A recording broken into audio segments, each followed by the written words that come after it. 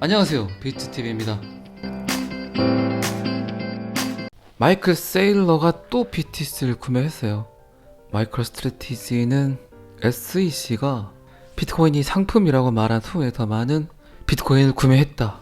SEC 게리 겐슬러가 비트코인이 상품이라고 한 거는 꽤 오래전 이야기인데 굳이 이 이야기를 듣고 BTC를 구매할 필요가 있었을까요? 어쨌든 제 생각에는 마이클 세일러는 전문 분석가라든가 전문 차티스트가 없는 것 같아요. 저 같으면 지금 이 가격이 안 살 것 같은데 왜 그럴까요 도대체? 그리고 전통적으로 항상 마이클 세일러가 매수를 하면 비트코인은 떨어졌습니다. 자, 여기서부터는 구독자분들에게만 노출이 되는 영상입니다. 구독, 좋아요 좀 눌러주시고요. 요번에 산 평단이 28,000불이에요. 지금 자리가 가장 간당간당한 자리인데 더 떨어질 수 있는 가격대인데 확실한 건 차트를 잘 못 본다는 거. 그리고 제 생각에는 너무 즉흥적이고 충동적인 충동 구매를 하는 것 같아요. 여러분들도 거의 충동 구매를 하시죠. 그리고 평단을 낮추기에는 지금 너무 돈지를 작게 했어요. 지금 타이밍이 평단을 낮추기에는 최고의 타이밍인데 돈이 이제 별로 없나 보죠. $10,000 정도 매수를 했고 요번에 산 게 480여 개 정도 매수를 했고 그래서 지금 마이크로 스트래티지가 보유하고 있는 비트코인 개수는 13만여 개 정도 됩니다. 그렇게 제롬 파월이 금리 힌트를 많이 줬고 그리고 코로나였고 그리고 러시아 우크라이나 전쟁이었고 그리고 이제 인플레이션 그리고 경기 침체 이야기도 나오는데 어쨌든 지금 마이클 셀러는 4월 5일날 거의 $2억 비트코인 4,167개 그때는 평균 매수가가 45,000불 그리고 2월 1일날 또 매수를 했어요. $2,500만 정도 그때 평균 매수가가 30,000불 그래서 지금 마이클 세일러의 평단이 30,000불 정도 되지 않을까요? 일론 머스크가 28,000불 정도 평단을 갖고 있고 우리나라 기업 중에 밝혀진 바로는 넥슨이 52,000불 정도 될 거예요. 평단이. 비트코인은 어쨌든 전 세계적 흐름과도 영향을 받지만 비트코인 고유의 성질이 있죠. 그리고 지금 비트코인 같은 경우는 실질적으로 그렇게 유용성은 없습니다. 많은 사람들이 사용을 한다든가 그리고 그 블록 안에서 거래를 한다든가 이런 게 거의 없죠. 여러분들은 지금 여러분들의 비트코인이나 이더리움이 거래소에 있잖아요. 그렇기 때문에 지금 비트코인이 이동되는 데이터들은 솔직히 그렇게 많지는 않습니다. 그만큼 사람들이 많이 사용을 하지 않고 비트코인의 특성상 6 컨펌이 원칙이기 때문에 10분의 하나의 블록이 생성이 되더라도 거래의 완성을 시키기 위해서는 분명히 1시간이라는 시간이 걸립니다. 비트코인이 화폐가 될 수 없는 이유가 여러 가지 있죠. 제가 왜 이 이야기를 드리냐. 그리고 이제 또다시 금리를 또 올리겠다는 이야기를 했죠. 제롬 파월이. 그렇게 되면 제가 여러 번 말씀드렸지만 인플레이션은 잡힐지 몰라도 경기 침체가 지속되면 어쨌든 불안까지 이어질 수 있는데 주식 같은 경우는 아주 그냥 다이렉트로 타격을 받을 수 있는 조건이에요. 어쨌든 미증시든 우리나라 증시든 어쨌든 그 기업들의 가치가 떨어지는 게 눈에 보이잖아요. 그렇게 되면 주식 같은 경우는 충분히 각각 회사의 성장을 보고 그 성장을 믿고 주식을 사서 그 회사가 성장을 하게 되면 주가가 올라가고 그 회사의 성장이 늦춰진다거나 밑으로 하락을 하게 되면 주식은 당연히 떨어지겠죠. 이런 측면에서 봤을 때 주식이 떨어질 수 있는 계기는 너무나도 많다는 거죠. 그런데 지금 비트코인 암호화폐 쪽은 특히 알트코인 어쨌든 퍼블릭 블록체인 같은 경우는 기업이 활용을 해야 되는데 기업에서 활용을 하는 것들이 거의 없잖아요. 블록 형성은 되는데 정상적인 데이터가 아직까지는 들어가지 않습니다. 집은 되게 크게 만들어 놨어요. 그런데 그 집에 아무도 살지 않는 거와 똑같은 거죠. 그렇다면 암호화폐 같은 경우는 지금 이 자리에서 굳이 더 떨어져야 될 이유가 없다는 거죠. 제가 해외 기사라든가 제 영상에서 제가 며칠 전에도 그런 이야기를 드린 적 있잖아요. 주식은 아직 바닥이 오지 않았다. 그리고 암호화폐는 이게 어쩌면 바닥일 수 있다. 피보나치 0.618을 뚫고 0.786까지 내려왔어요. 그러면 진짜 지하 완전히 깊숙이 들어왔다는 얘기예요. 그리고 방금 말씀드렸지만 암호화폐는 성장을 한 적도 없고 가격은 물론 올랐었지만 정상적인 블록 안에 그 코인들이 하겠다는 일들, 그런 일들에 대한 데이터가 들어가지 않았다는 거죠. 아직 시작도 하지 않았기 때문에. 퍼블릭 블록체인 안에는 분명히 기업이 활용을 하면서 그 기업들의 데이터가 들어가야 돼요. 뭐 그게 스마트 컨트랙트가 됐든 스마트 컨트랙트를 기반으로 뭔가를 하겠다는 그런 회사들의 데이터들이, 그런데 그런 데이터들이 지금은 들어가 있지 않다는 거죠. 그러면 하락할 이유가 없다는 거예요. 그냥 이런 관점에서 봤을 때.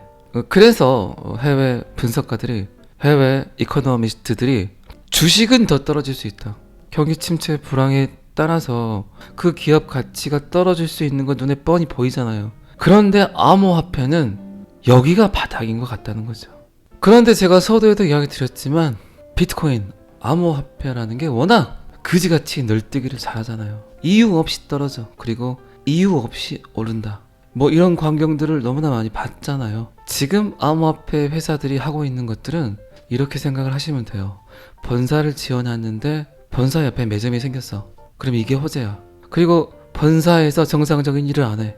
그래서 조금 있다가 번사 옆에 이제 또 화장실을 하나 만들어놨어. 이게 또 호재야. 그리고 조금 있다 매점에서 커피를 팔아요. 그런데 아직까지는 그 사무실에서 일을 하는 사람들이 아직 대표밖에 없어. 직원도 아직 고용을 안 했어. 이렇게 확장을 할까, 요걸 만들어 볼까, 저거 만들어 볼까 하는 과정이라는 거죠. 그런데 이제 규제가 만들어지고 뭔가 틀이 잡히고 있잖아요. 암호화폐를 받아들이려는 전 세계 곳곳에서. 그러면 제가 왜 99.9%가 사라진다고 이야기했던 그 부분에 대해서 이해도가 생기실 거예요. 건물을 임대해서 요거 하자, 요거 하겠다고는 했는데 그래놓고 상장을 시켰어요. 그런데 어라, 이거 가망이 없어 보이는데. 그러면 그들이 하려고 했던 일들이 점점 취소가 되고 규모가 작아지고 화장실도 짓고 매점도 만들고 하려고 했던 것들이 다 취소가 된다는 거죠. 그런데 어쨌든 건물 임대를 했기 때문에 임대 기간 동안은 그 건물에 있어야 돼. 그런데 그 회사의 대표 그리고 엔지니어, 이 둘밖에 없는 경우가 많다는 거죠. 그런데 이제 규제안이 생기고 틀 안에 넣으려고 하는데 그 틀 안에 그 규제안이 그 회사와 맞지 않으면 그 회사는 무너진다는 거죠. 이런 회사들이 전 세계에 수두룩박박하다는 겁니다. 그들은 그런데 돈을 벌었잖아요. 상장을 시켜서. POS 방식의, 이 지분 증명 방식의 코인들은 백서 같은 경우는 그냥 이더리움 백서 갖고 와서 컨트롤 C, 컨트롤 V 해버리고 그 안에 그들이 원하는, 그들이 하겠다고 하는 그런 코딩 몇 개만 입력을 하면 백서는 뚝딱 하고 나옵니다. 그리고 비트코인 같이 작업 증명을 하지 않고 지분 증명을 했던 코인들은 정말 2, 3일이 아니라 하루에도 수백억 개의 코인을 찍어낼 수 있어요. 그 시스템을 굴릴 수 있다고요. 이게 어쨌든 디지털이란 놀라운 혁신이잖아요. 그래서 게리 겐슬러가 유일한 상품, 유일한 암호화폐는 비트코인이라고 하는 거예요. 이더리움도 지금 비트코인과 같은 작업 증명 방식을 하다가 지분 증명으로 바뀌려고 하고 있잖아요. 이더리움 2.0. 제가 알기로는 그리고 이더리움 2.0을 홍보하기 위해서 비탈릭 부테린이 지금 8월 달에 우리나라에 오는 걸로 알고 있어요. 꽤 큰 대규모 컨퍼런스가 열리는데 거기에 지금 이더리움 창시자 비탈릭 부테린이 초대를 받아서 2.0, 이더리움 2.0을 알리려고 우리나라에 들어옵니다. 그만큼 우리나라 시장이 크다는 거예요. 제가 또 왜 작업 증명, 지분 증명, 그리고 코인 회사들이 돌아가는 원리, 그리고 지금의 상황, 이런 것들을 이야기하는 이유가, 물론 이제 조금 전에 제가 이야기 드렸지만 주식 가치는 떨어질 만한 이유가 굉장히 많은데 코인 시장은 아직 시작도 하지 않았기 때문에 더 이상 떨어질 만한 가치는 없다. 가치로 봐서는 떨어질 이유가 없는데 많은 사람들이 떨어지는 광경을 보고 던진다는 거죠. 떨어질 이유는 없는데 가격 결정을 하는 건 어쨌든 소비자잖아요. 그만큼 아직까지도 이더리움을 매수를 했고 또 이더리움을 활용을 하고 비트코인을 매수를 해서 투자는 하고 있지만 일반 사람들이 갖고 있는 지식들이 너무 허약하다는 거죠. 빈약하다는 거죠.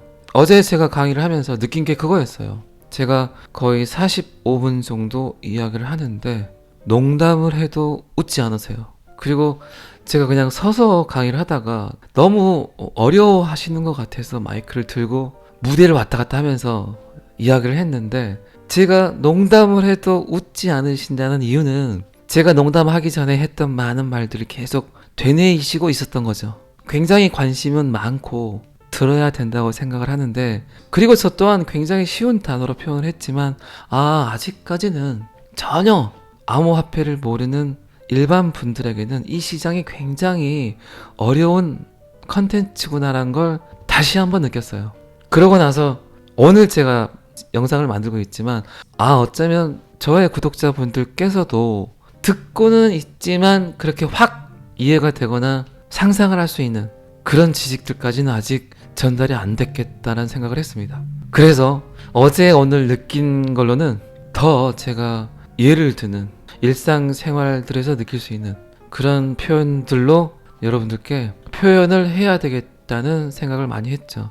그리고 여러분들도 지금 암호화폐를 꽤 이제 봐와서 느끼셨겠지만 떨어진다 오른다, 누가 매수를 했다 안 했다, 그리고 어떤 게 해킹을 당했다, 그리고 이거는 사기 코인이다, 이런 것보다 훨씬 더 중요한 게 어떤 지식들이냐, 결국은 그런 데이터를 모두 인풋할 수 있는, 그럴 수도 있어, 그리고 인정할 수 있는 그런 마인드를 갖기 위해서는 가장 본질적인 거, 가장 근본적인 거를 이해를 하시는 게 훨씬 더 암호화폐의 성장을 위해서는 좋습니다. 어제도 결국 강의가 끝나니까 정말 솔직한 질문을 하시더라고요. 일반 소비자들이 봤을 때 99%의 코인이 사라진다는데 어떤 코인이 사라지고 어떤 코인이 사라지지 않는가를 판가름하기가 매우 어렵다. 어떤 걸 기준으로 선택을 해야 되냐. 그건 제가 2차 교육 때 좀 더 자세히 설명을 해드리겠다고 이야기를 하고 강의를 마쳤는데, 비트코인 백서, 그리고 비트코인의 철학, 그리고 비트코인이 인류에게 주어진 이유를 이해하기가 굉장히 힘든 과제구나라는 걸 다시 한번 느꼈습니다. 제가 또 마이클 세일러 이야기 하다가 이야기가 3000% 빠져서 여기까지 왔습니다. 자, 이 기사는 여기까지만 보시고요. 리플은 오늘 또 열일 중 에어월렉스 리플 파트너가 금융권에서는 너무나 많기 때문에 기억할 수도 없을 뿐더러 어디가 어딘지를 모르겠어요. 제가 아는 걸로는, 제가 기억하는 걸로는 메이저 급들만 기억을 하고, 또 그런 데이터들만 제가 여러분들께 이야기를 드리지만 메이저 금융기관, 다국적 기업, 금융지주, 이런 회사에서 리플렛을 사용을 한다. 그러면 제 생각에는 하나의 금융지주 회사가 그 금융 인프라를 끌고 가는 그 하부 조직들은 진짜 다단계식으로 1단계, 2단계, 3단계, 4단계, 5단계, 거의 10단계 정도까지 상상할 수 없는 인프라를 갖고 있겠죠. 그걸 개수로 제가 표현하기는 굉장히 애매하지만, 그런데 지금 리플 파트너인 에어월렉스가 뉴질랜드에서 국제 결제 서비스를 출시한다고 발표를 했어요. 에어월렉스 같은 경우는 2017년 리플 엔터프라이즈 블록체인 네트워크에 합류를 했고 현재 지금 리플렛을 사용을 하고 있습니다. 여기도 꽤 큰 금융지주 회사 같아요. 뉴질랜드 안에서. 이런 거대 금융기관이 리플렛을 2017년부터 사용을 하고 있었다. 그건 뭘까요?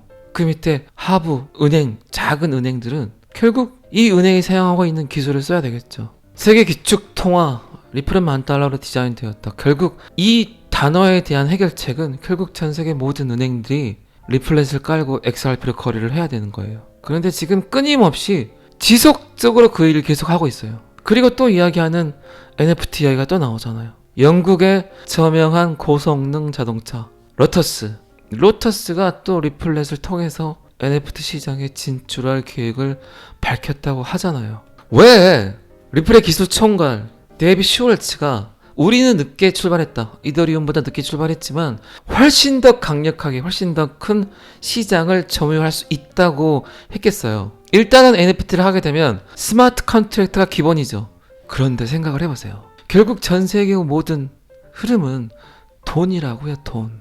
리플이 갖고 있는 최고의 장점은 결국 뭐냐? 전 세계에 있는 모든 금융기관에 그들의 네트워크를 깔아놨잖아요. 그러면 뭐가 빠를까요? NFT를 하든 스마트 컨트랙트를 하든 결제가 빠르겠죠. 이미 깔아놓은 네트워크에 NFT 마켓만 오픈하면 되는데, 그리고 이런 네트워크를 활용한다는 건 결국 수수료가 작겠죠. 속도도 빠르고. 이게 뭐냐? 제가 또 예를 들을게요. 여러분들이 이해하기가 좀 힘드니까. 호떡 가게 두 개가 있는데 한 호떡 가게는 현금만 받아. 그리고 현금을 받는데 1,000원짜리만 받아. 10,000원권이나 50,000원권은 못 받아. 아니 그냥 예를 들어서 하는 말이에요. 그만큼 결제 라인이 협소하다는 거죠. 그런데 그 옆에 바로 있는 호떡 가게는 비트코인도 받아, 이더리움도 받아, 현금도 받아, 달러도 받아, 전 세계 모든 화폐를 다 받아. 체크카드, 신용카드 다 받아. 카카오페이도 받아. 어느 호떡집 갈까요? 손님이라면 현금을 1,000원만 받는 그 호떡 가게 가서 호떡 먹으려고 기다리실 거예요? 그런데 호떡 맛은 똑같은데 그 옆에 있는 호떡 가게는 2초도 안 걸려. 3초도 안 걸려. 카드도 돼, 현금도 돼. 결국 어디 가서 호떡을 먹을까요? 같은 NFT를 오픈해도 소비자들은, 크리에이터들은, 기업은 어디 가서 NFT를 시도할까요? 그래서 결국 이 코인판의 승자는 XRP 리플이라고 제가 여러 번 말씀드렸잖아요.